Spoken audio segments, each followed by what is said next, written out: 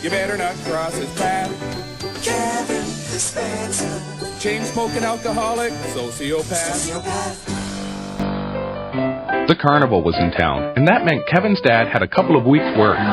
Kevin really wanted to go, but his mom and dad had grounded him for 11 weeks because he'd shoplifted a carton of smokes and didn't share them. Kevin got to thinking. There was a pretty good chance his parents were going to kick him out of the house long before the 11 weeks were up anyway, so he figured the hell with the curfew. It was the biggest Ferris wheel Kevin had ever seen. He really wanted to go for a ride, but his old man was running it, and Kevin wasn't much in the mood to get his ass tanned. So he went to play some games and try and win a big stuffed cow. The games were pretty expensive, and Kevin didn't have much money. But he met some kids who did, and solved that problem right quick. The first game Kevin tried was to toss a dime in a glass. He wasted $3 and didn't win a thing. The man asked if Kevin wanted to play again. He didn't seem too happy with Kevin's answer. The next game Kevin played was to throw a softball at some milk jars. The man running the game said if he knocked them all off their stand, he'd win the big cow. Kevin wanted that cow more than anything. The balls were 3 for $1.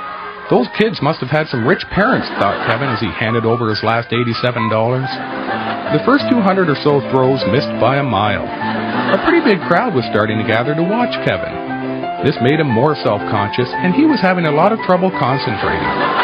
Every time he missed, they would laugh and cheer, and the fat carny running the game thought it was even funnier to egg them on by teasing Kevin. Kevin tried extra hard to focus.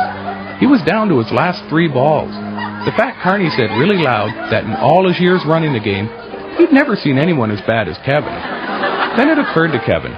The fat carny was a whole lot closer to him than the milk jars, and his head was a way bigger target. The fat carny never saw it coming, and went down quicker than the last mouthful of booze around Kevin's house. Before the crowd could recover from their stunned silence, Kevin yanked down a cow and stole the carny's money apron.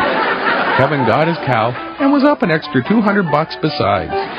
Years later, the psychiatrist that worked at the maximum security prison where Kevin was serving his life sentence thought it was both tragic and telling that Kevin described it as the very best day of his life.